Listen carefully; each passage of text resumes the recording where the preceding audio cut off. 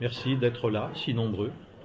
Au nom du CCFD Terre Solidaire et des associations avec lesquelles le CCFD a organisé cette soirée, c'est-à-dire l'ACO, la CIMAD, le CMR, le MRJC, la Pastorale des Migrants, Pax Christi également, les Amis de la Vie, le Secours catholique. Je souhaite à chacune et à chacun d'entre vous la bienvenue. Je suis chargé d'excuser un certain nombre d'élus que nous avions invités et qui nous ont informés de leur impossibilité à être parmi nous ce soir. Il s'agit de Madame Marie-Guide Dufay, donc présidente du Conseil régional, de 3 députés, Madame Barbara Romagnan, Madame Annie Genevard, et puis également Monsieur Éric Alauzet. Nous sommes également chargés d'excuser l'absence de Monseigneur Bouilleret, qui n'est pas libre non plus ce soir, mais qui s'est fait représenter par le père Éric Poinceau, qui vient d'entrer d'ailleurs, qui est vicaire général du diocèse. Pour nous, cette soirée est extrêmement importante. Elle est le départ d'une grande campagne de mobilisation et de sensibilisation aux échéances électorales qui nous attendent l'année prochaine, qu'il s'agisse des élections présidentielles ou des élections législatives.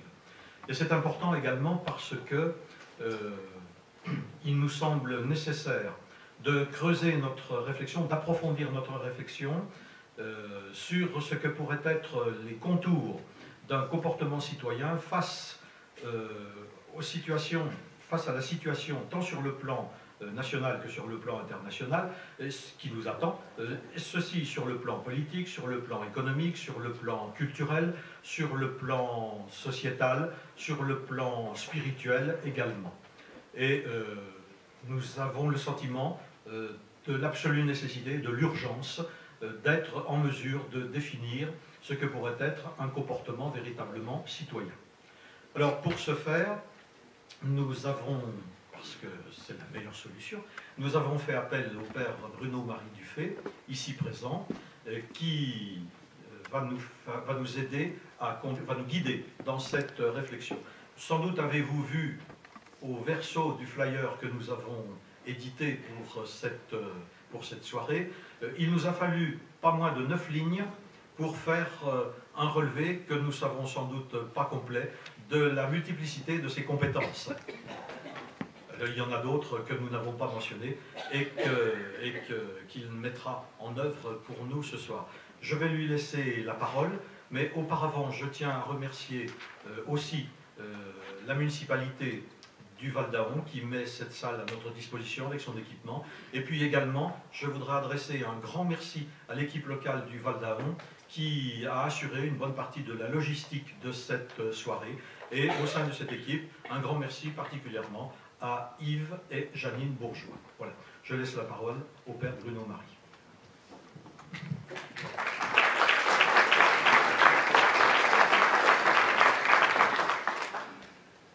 À mon tour de vous saluer et de vous dire que je suis très heureux d'être là ce soir, non seulement dans le cadre de ma mission d'aumônier national du Comité catholique contre la faim et pour le développement, Terre Solidaire, mais aussi parce que la double question qui m'a été posée, c'est un peu un défi en quelques minutes, la double question qui m'a été posée, comment à la fois honorer les grandes questions qui nous touchent comme communauté humaine sur la planète aujourd'hui, et comment aussi honorer le défi de l'accueil mutuel et de la solidarité ici, et non pas simplement là-bas. Donc là-bas et ici, ce sont les deux petits mots-clés par lesquels on peut définir ce que c'est que le CCFD. Ce qui se passe là-bas nous concerne ici, ce qui se passe ici les concerne là-bas. Mais en particulier, ici, pour l'instant, chez nous, c'est la question de la solidarité, du lien social, et en particulier la question de l'accueil des migrants. Et donc, en quelques minutes, mais en prenant quand même un peu de temps, je voudrais à la fois vous introduire à ce débat qui concerne l'avenir de notre planète, l'avenir de la relation humaine, l'avenir de la communauté humaine, à partir de quelques intuitions, et donc de quelques diapositives que vous aurez devant vous, inspirées de la lecture de l'encyclique du pape François, Laudato Si, avec ce sous-titre sur la sauvegarde de la maison commune. Et je vais m'appesantir un tout petit peu sur ces termes, la sauvegarde de la maison commune. Et puis, je laisserai, parce qu'on pourrait y passer évidemment toute la soirée, peut-être même un peu la nuit, je laisserai ces réflexions, ces quelques points de repère quant au texte de François, pour nous introduire à la question de la solidarité sociale, activée, réactivée, amplifiée par la question de l'accueil des migrants. Celui qui vous parle, en effet, est à la fois aumônier national du CCFD depuis un peu plus d'1 an, mais aussi prêtre du diocèse de Lyon au départ, et ancien vicaire épiscopal du diocèse de Lyon chargé des questions sociales, familiales et sociales.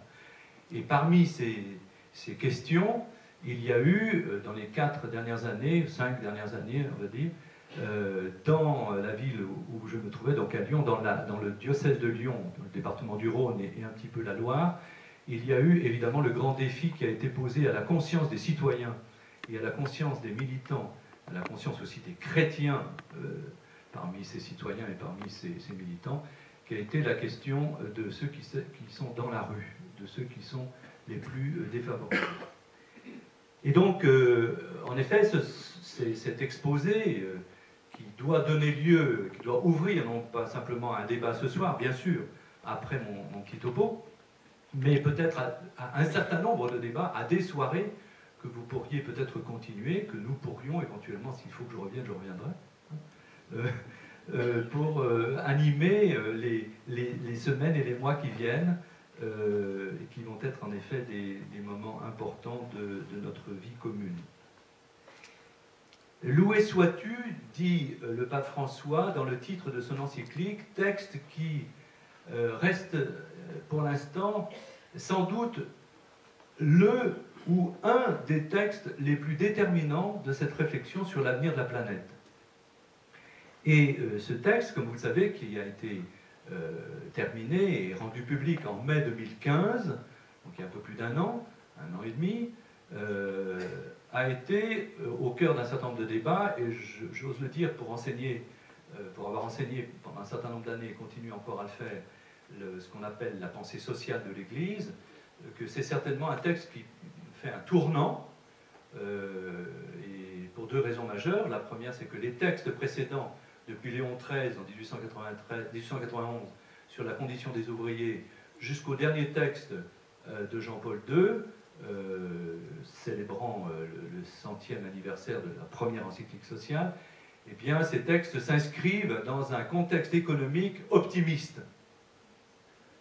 C'est un contexte de développement, c'est un contexte dans lequel nous allons mettre en œuvre les effets de la révolution industrielle, et on pourrait dire que ce sont des textes qui marquent, qui nous font passer d'une révolution à l'autre, au sens industriel du terme. Il s'agit de produire, il s'agit de développer des capacités, de tirer profit de tous les éléments de la nature et du savoir et de la technologie.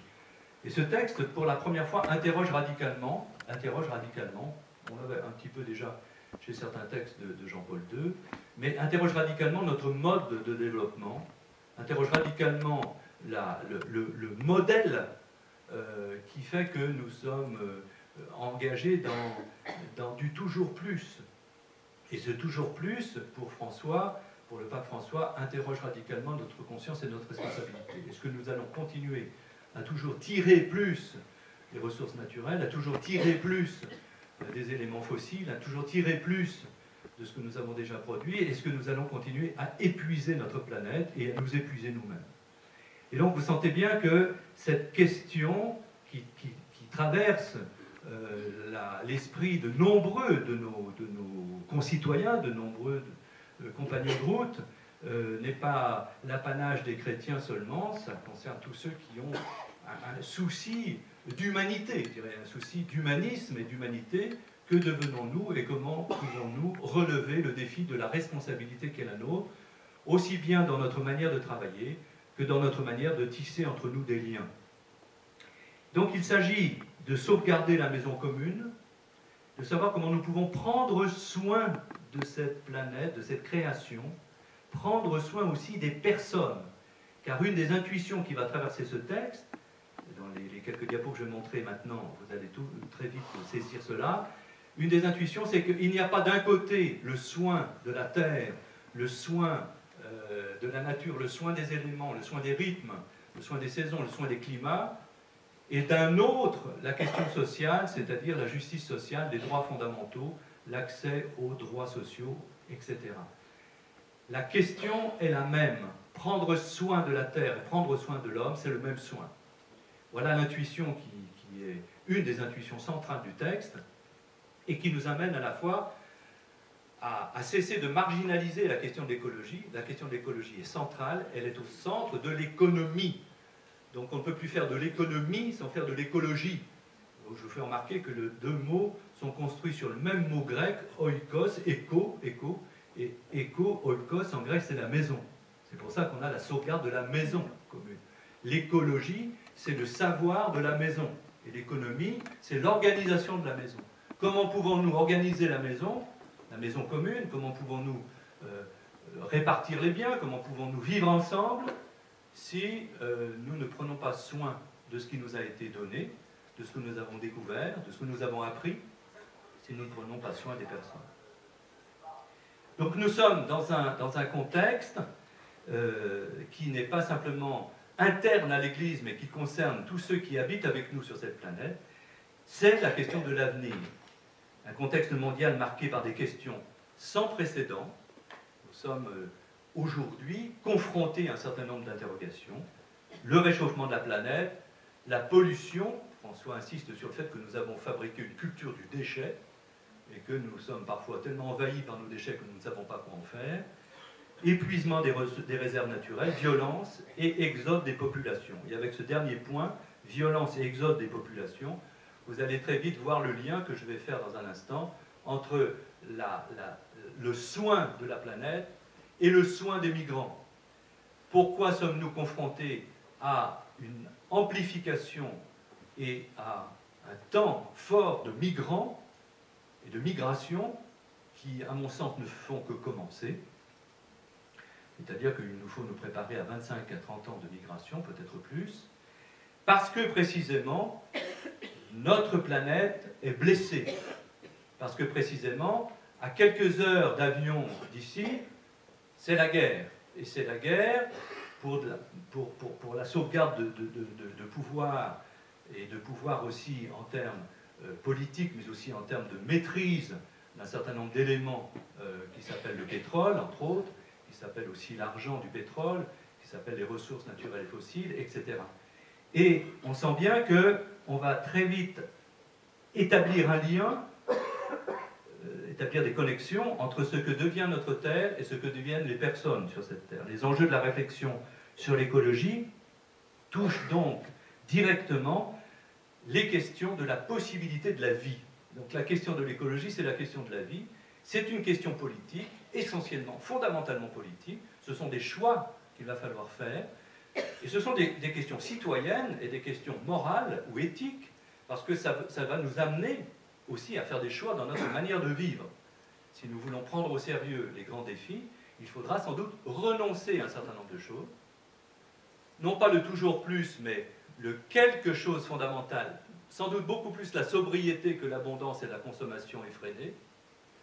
Moins, et sans doute plus, le consumérisme, c'est-à-dire une pensée de la consommation, et beaucoup plus une pensée du soin, une pensée du ménagement des choses qui nous sont, auxquelles nous accédons.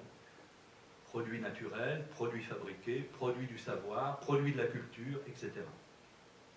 Les enjeux de la réflexion sur l'écologie touchent à la possibilité de vivre et de vivre ensemble sur cette terre.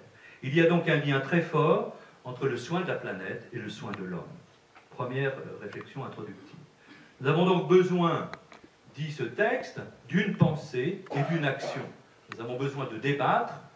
Je disais avant d'entrer dans cette salle que j'ai fait un certain nombre de présentations, je crois que j'en suis à une vingtaine maintenant, de cette encyclique, et un soir, je suis rentré dans une salle paroissiale qui était surchauffée. J'ai dit au responsable de la salle, est-ce qu'on ne pourrait pas baisser le chauffage? Et alors on m'a dit, on ne peut pas. Bon, on ne peut pas, pourquoi on ne peut pas? Parce que le chauffage est bloqué. Il dit, voilà, alors, il y a un choix à faire dans les semaines qui viennent, dans les mois qui viennent, qui va poser la question de savoir comment on peut réguler le chauffage et arrêter d'être complètement en transpiration, alors que ça ne sert à rien du tout, ça rend malade d'ailleurs, et comment est-ce qu'on peut être un tout petit peu plus raisonnable en termes de consommation de chauffage. C'est un exemple tout simple, mais c'est un exemple que nous pouvons rencontrer à l'occasion. Les axes qui vont donc traverser ce texte, ce très beau texte, dont je vous recommande la lecture, mais sans doute faudrait-il le faire en petites équipes, en petits groupes, avec des étapes. J'ai proposé, en tout cas dans un certain nombre de diocèses, à ce qu'on le fasse au moins en 3 ou 4 étapes, au moins 3 ou 4 soirées sur ce texte. Et on touche à la fois à des questions de mode de vie, à des questions de santé, à des questions de citoyenneté, à des questions de solidarité, et à des questions de spiritualité, d'éducation et de spiritualité, puisque le texte va s'ouvrir, je ne le développerai pas ce soir, mais s'ouvre sur les grands enjeux d'une éducation à l'écologie et d'une spiritualité, du rapport à l'autre, du rapport à son propre corps, du rapport à Dieu, et du rapport à la terre et à l'environnement. Je viens de produire un petit texte pour la COP 22, puisque nous savons que la COP 21, qui avait lieu il y a un an à Paris, est suivie depuis quelques jours par cette COP, c'est-à-dire cette conférence des présidents, parce que c'est ça que ça veut dire, la COP 22 à Marrakech, et il me semblait important que nous puissions souligner l'enjeu d'une éducation à l'écologie. Donc un petit texte tout à fait modeste, bien évidemment, sur le fait que nous pouvons tous, d'une manière ou d'une autre, participer à l'éducation à l'écologie.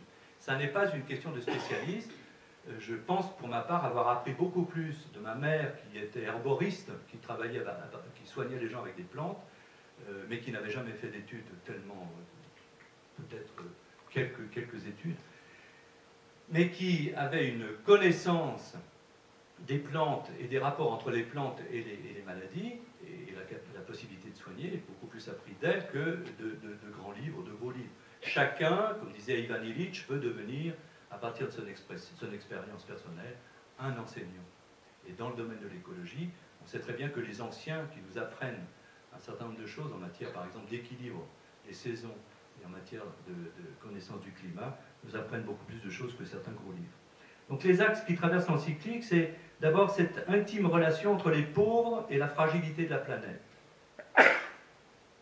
Le mode de développement que nous avons eu, ce développement exponentiel, c'est-à-dire ce développement sans fin, ce développement sans limite, a créé de la pauvreté, alors même que nous annoncions l'éradication de la pauvreté. Lorsque j'étais directeur de l'Institut des droits de l'homme à Lyon, nous participions comme institut à des conférences internationales dans les années 90-2000. On annonçait qu'en 2020, il n'y aurait plus de pauvreté sur la Terre. Là, on a encore, non seulement de la pauvreté, mais on a des gens qui sont de plus en plus pauvres et des gens qui sont de plus en plus riches. Il y a quand même quelque chose qui ne tourne pas rond dans cette affaire-là. Je dis cela avec les mots mêmes du pape François quand il présente son propre texte. La conviction que tout est lié dans le monde, et donc il faut penser ensemble le développement, l'écologie, la justice et la paix. Il ne faut pas faire des cloisonnements, trop de cloisonnements.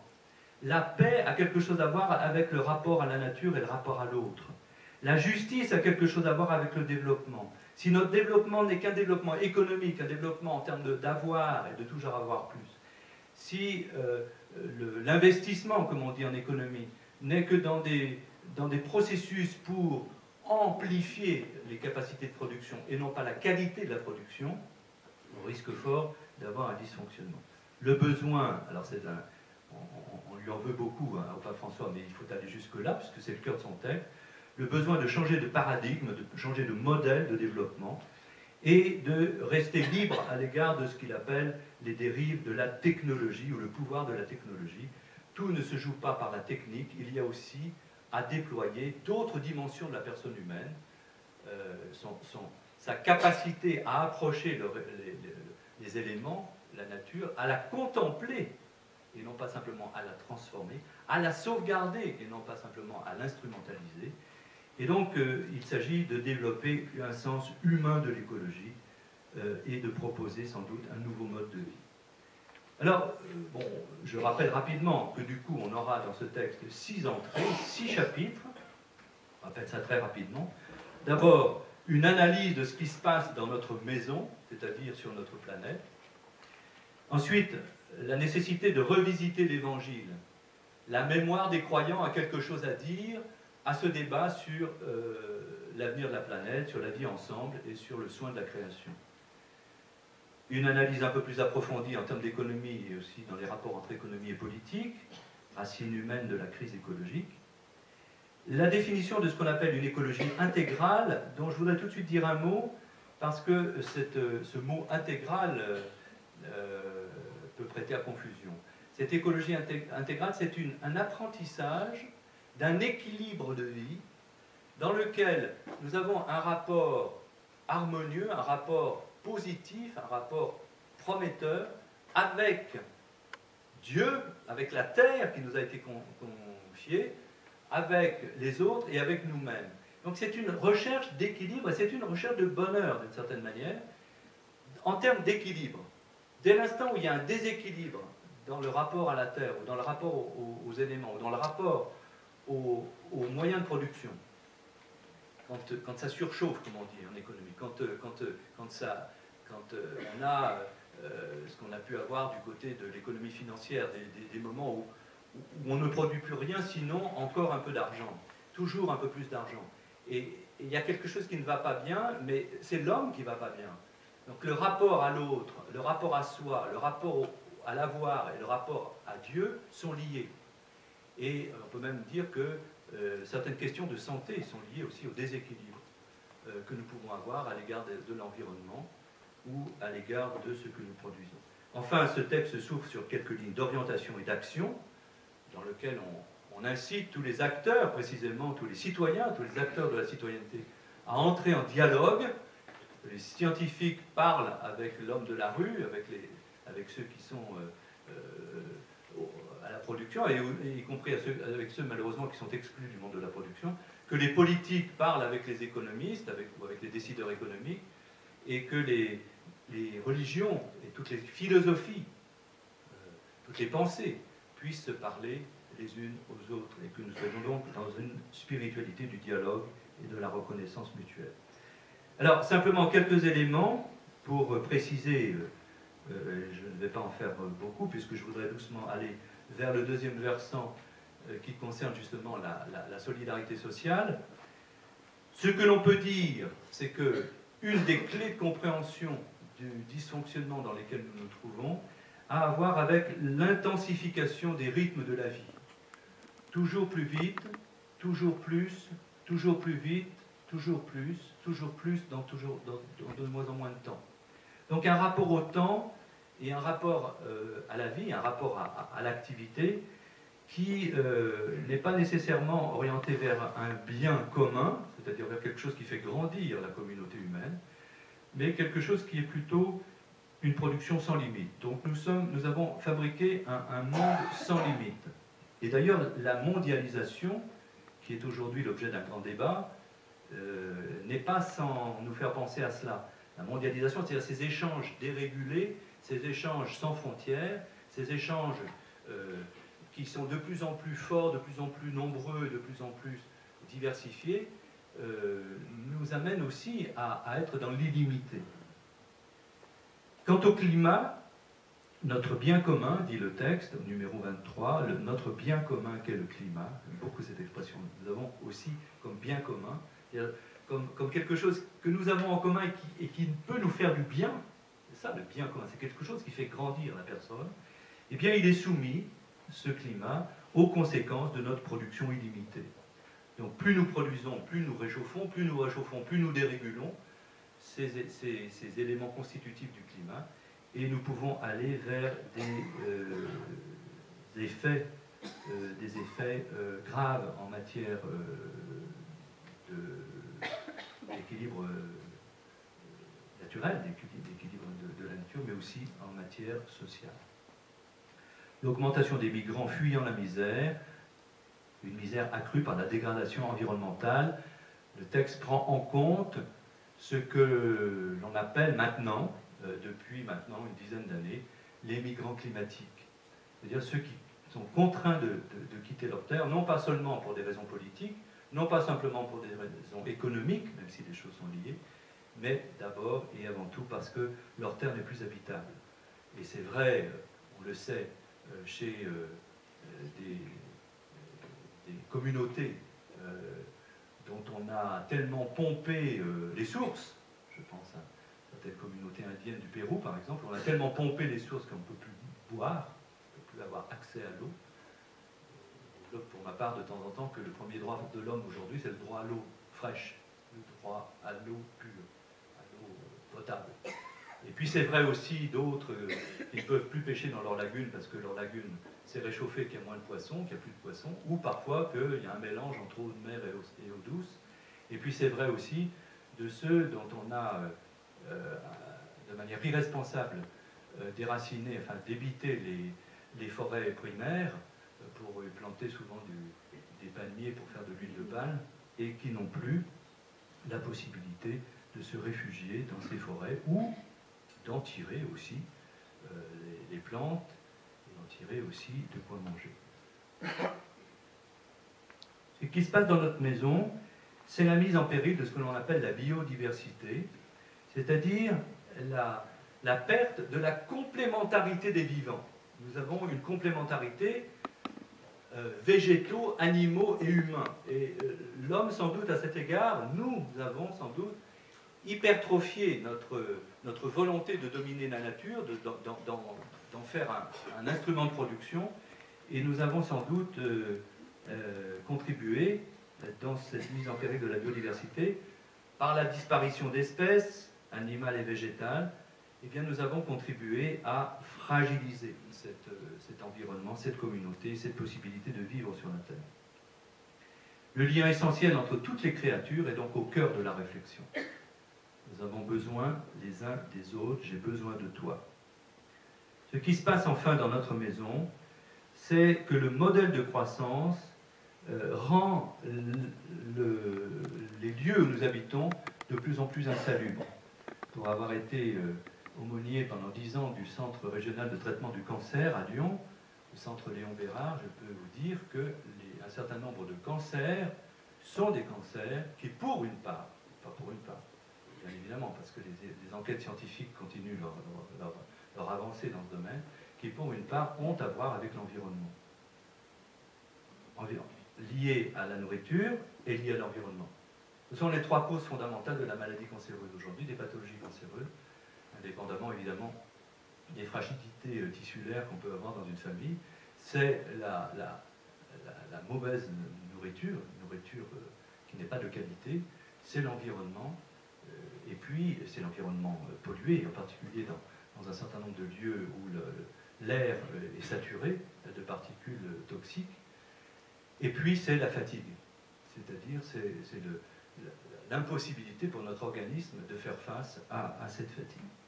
Et donc, cette détérioration de l'environnement et aussi celle des relations sociales affecte d'une manière particulière ceux qui sont les plus petits, les plus faibles, peut-être parce qu'ils n'ont pas justement les moyens de se soigner, ou peut-être parce qu'ils n'ont pas les moyens d'échapper à ces conséquences. Une vraie approche écologique se transforme toujours, dit François, en une approche sociale. Écouter la clameur de la terre, c'est aussi écouter la clameur des pauvres. Très belle phrase qui, d'une certaine manière, résumerait toutes ces réflexions, en tout cas ces réflexions introductives au texte, et que vous retrouverez dans le document que nous avons préparé pour le Carême 2017 au CCLD, puisque ce sera le sous-titre de la campagne de Carême que nous proposerons. Écouter la terre, écouter le cri des plus pauvres. Et avec cette intuition biblique, que Dieu écoute le cri de son peuple, et que nous, croyants, nous sommes appelés à écouter le cri, y compris les cris étouffés, de ceux qui, dans notre monde, sont en souffrance. Je vais passer un peu vite, et simplement pour vous dire que nous sommes appelés après, avec ce texte, à la fois à analyser le jeu des acteurs dans lesquels nous sommes parmi les acteurs. À notre place, nous avons une petite part de responsabilité, une part, là où nous nous trouvons.